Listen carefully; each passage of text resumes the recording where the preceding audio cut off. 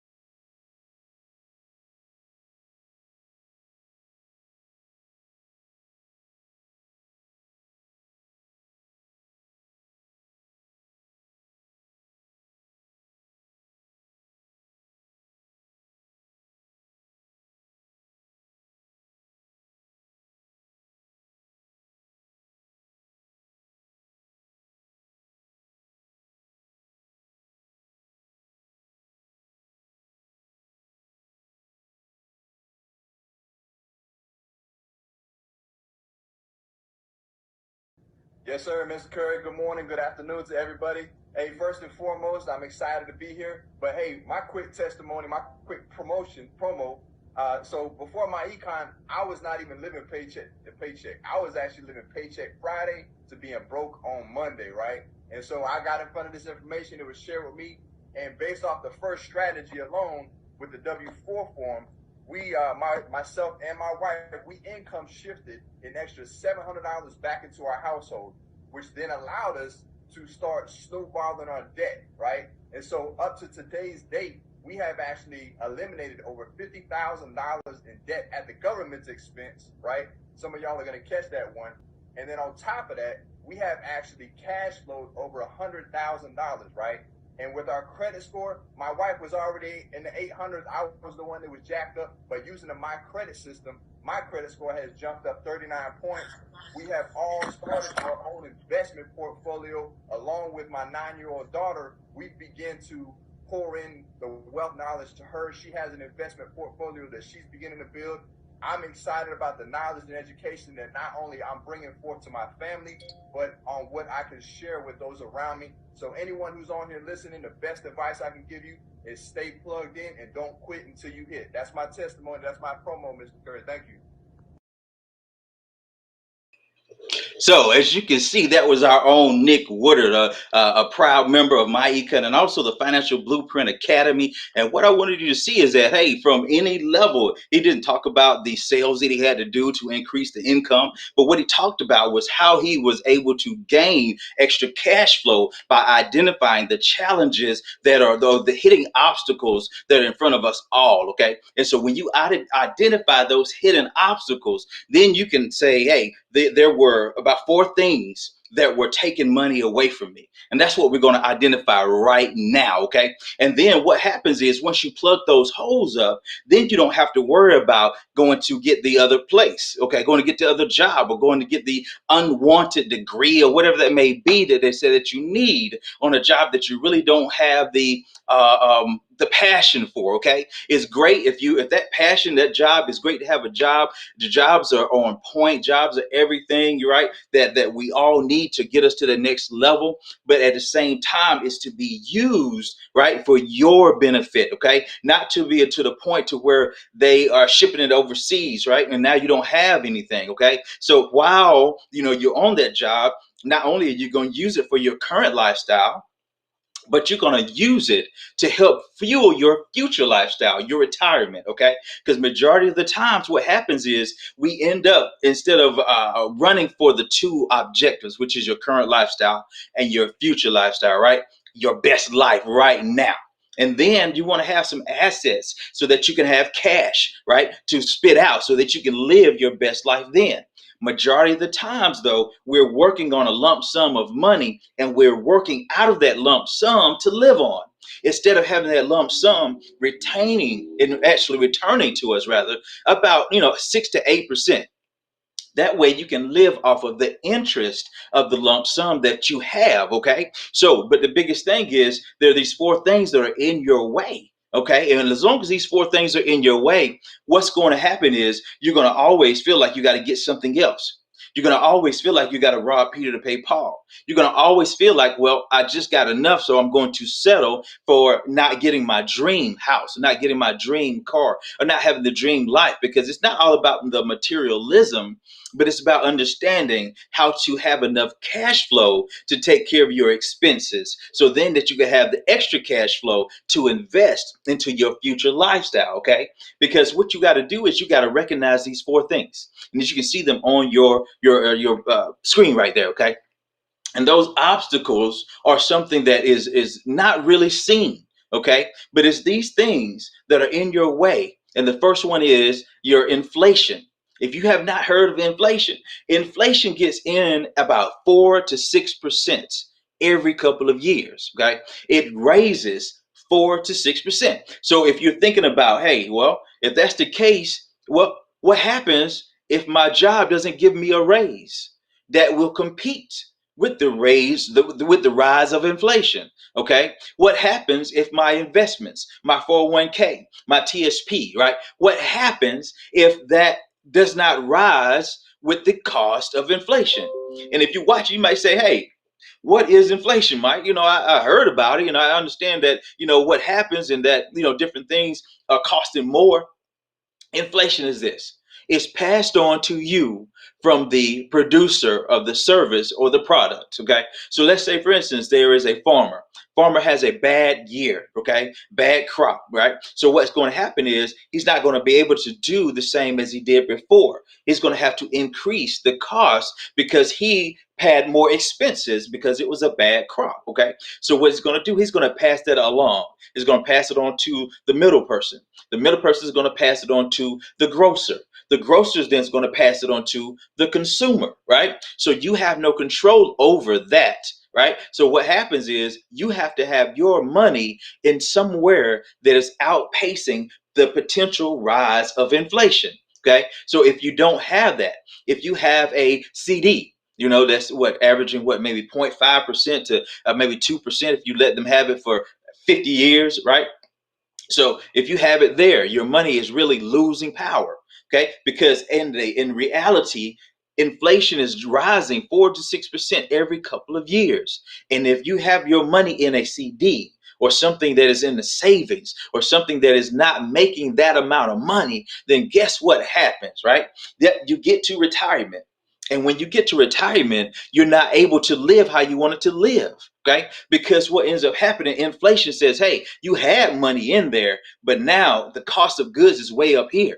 And now your money only grew to here. So now the money that you had really doesn't have the substance. It really doesn't have the power, like we said, the power that was necessary to take you to where you want to go. Okay. Think about it like the gasoline pumps, right? I'm 48 years old at this point in time. I can remember when gas was every bit of 55, 60 cents per gallon. Okay. And that's just a short lifetime, right? That's only about 40 years or so. And now it's close to $3, right? So did the cost of living, right? Not the cost of living, but the how much you get paid, right? What is that? The minimum wage. Did the minimum wage go up that much? Look at the percentage of gas. Look at the percentage of groceries. Did the minimum wage rise that much? Okay. So that's what you got to see. And so when you have everything dependent only upon the job, only upon the understanding of what they said your 401k was supposed to do, of what they said it was doing, what it was invested in, right? So we have to take control of the financial future by having financial education, right? Got to go to work, right? So the next thing we got to do is we got to realize, okay, now we've overcome, or we're going to show you how to overcome inflation, right? So the next thing is you got to look at taxes. And what taxes are we talking about specifically?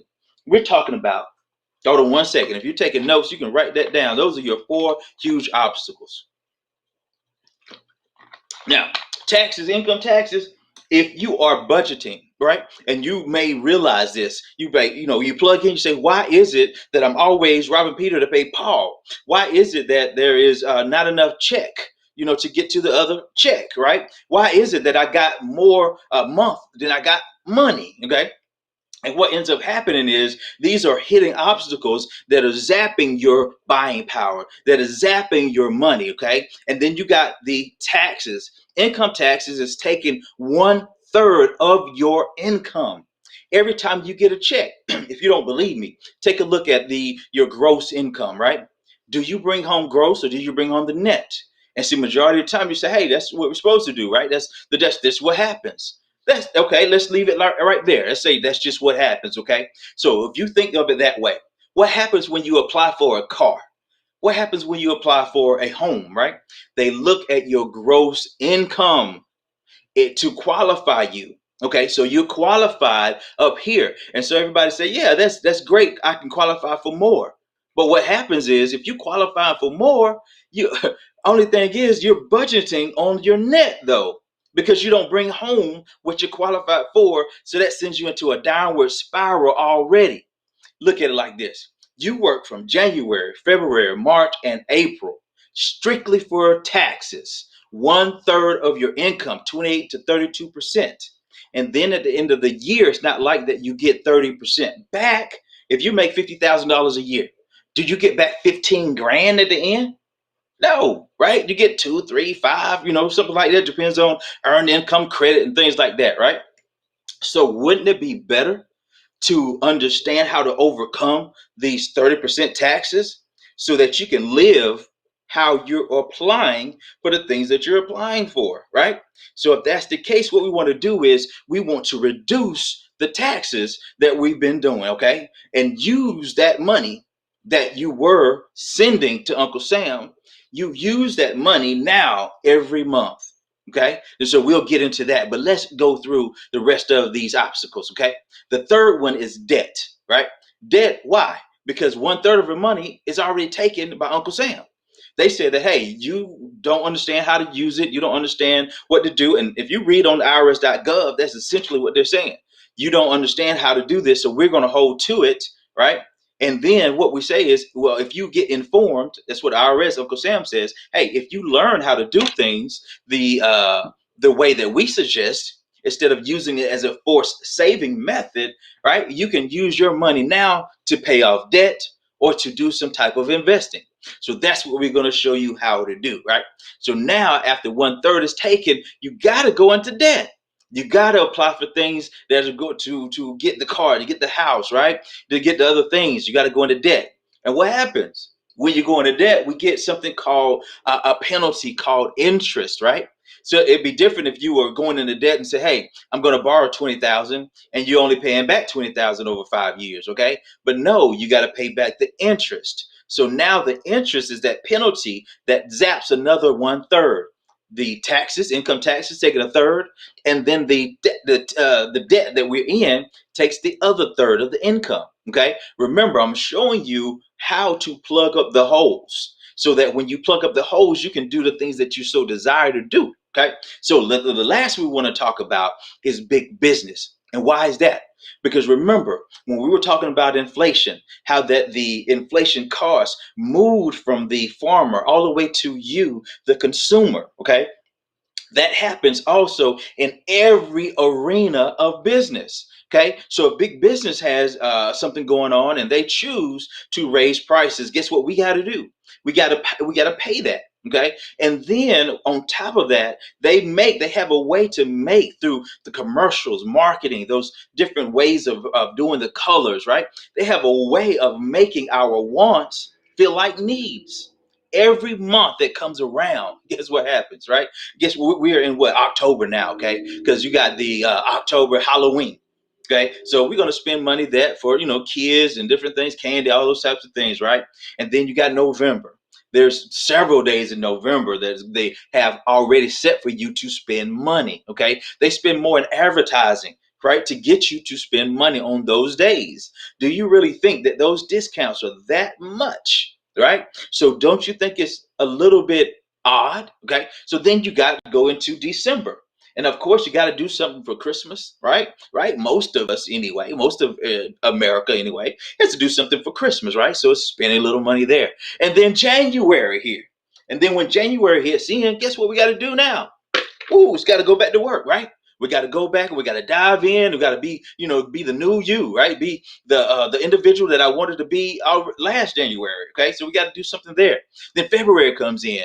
Of course, we got to do something for the sweetie, because when I got the new confidence of doing things in January, maybe you met a new sweetie. So hey, got to do something there, or you got to do your significant other or whomever that may be, right? And then you go into March, and March is time for spring, right? So it's time to go back into action. It's time to do spring cleaning, go, moving things out, moving things in, right? And then you go into April. April is Easter. Easter is definitely, you're definitely going to do something then, majority of Americans are anyway, right? So then after April, you're going right into your May season. And that's what? Mother's Day.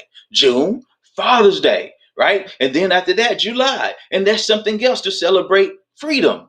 But whose freedom are you celebrating when we still are under, the oppression of these things that are zapping your finances? Okay. And so then what we do, we go into every other month, right? We go into September, we go right back into October, right? All those months in between, we got your Labor Day, we got going back to school, we got to spend money there, right? To help out the kids. And then the kids are actually going, graduating. So it's all types of things. I haven't talked about anniversaries, birthdays, or anything like that. So big business and consumerism zaps the final 1/3, because it's not necessary to have the iPhone 52, right? It's not necessary to have the curved screen on every wall, right, of the TV, right? But it makes it, hey, you got to get the next latest thing, okay? And there's nothing wrong with that. It's just got to be put in a proper place, okay? And so what that means is that your goal is to get yourself to a place to get a personalized cash flow plan, a GPS about your finances, how that what do you want to do, right? What is it that you want to do in life, right? Isn't it best to have a plan, right? When you get ready to have a home built, they're going to do what? You're going to have a blueprint. So don't you need a financial blueprint to take you where you want to go? So get yourself a personalized cash flow plan, right? I can show you how to plug your numbers in about your future, about your current lifestyle, right? Show you what it is, what it means to create a cash asset cash cycle, right? You take a little cash, create an asset. That asset then does what? It creates for you more cash. And then the cash that's created, you get more assets. So now your assets pay for your expenses, right? Instead of your income. Let's go. Let's go. So a lot of times we get confused with income and cash flow. Income is just measured in like dollars. That's just, you got income, you got money coming in. Cash flow says that, hey, even though I got money coming in, and if it stops, my bills will still get paid for a certain amount of time. So let's imagine if I'm making $1 million a year, but I got $2 million worth of bills going out, right? So if that $1 million stops, I'm automatically in the poorhouse. Okay. But if I'm making $40,000 a year and I'm only living on 20, then my cash flow is 2 times. Okay. So when it stops, I still got a year to go, right? Okay. So now that's what the personalized cash flow plan puts in place for you. Okay. Then what we want to do is give you what you need to overcome. And those are the cash flow management, business income, and investment income, right? Because when you have those things available, these are our 3 solutions to help you overcome these hurdles, right? The cash flow management, that's going to show you how to put every dollar, to give every dollar a name. Right? Show you, okay, where is this going? That's going to show you how to operate home-based business deductions, how to write off your lifestyle, right? With already money that's already in your household that's going out. We're going to show you how to bring some of that back in, okay? So what we want to do is always help you to get to the next level, right? So guys, that's what I wanted to do today, is just drop that before you so you can see the hurdles. And if you like more information, on what to do and how to get your personalized cash flow plan, just simply reach out to me, DM me, or you can text at 805-387-3639, right? And I'll be right with you, be right back to return that call, return the text, so that you can get your personalized cash flow plan, right? Let's take your numbers. Okay. Why right now would you hesitate to say, okay, I've gotten this far so far by the knowledge that I have. So if I learn how to implement a cash flow plan that is reflective of my numbers, when do I want to retire? How much do I want to retire with? Right? What do I need to do now with the debt that I have? How do I reduce my debt? How do I reduce my expenses and my taxes? Right? How do I get the proper in investments so that I can outpace inflation? Okay, so those are the things that you got to come so that you can get to a place that you're overcoming those 4 lifestyle drainers. They're zapping the life out of you. Okay, all you got to do is recognize it and then get a plan to attack those. Guys, once again, Michael Holmes, and I appreciate you always being here. And to understand, if you're watching this in replay, understand that, hey, everybody is working on themselves. So now your goal is to then put on that helmet and then work on your finances. Then you can step out. Once all the income issues are taken care of, now you can pursue your purpose. Is that real estate, right? Is that doing my salon ownership? Is that some other type of 501c3? Okay, so now once you get those things in place, you can do everything that you desire. You guys have a good one. Continue to pursue your purpose.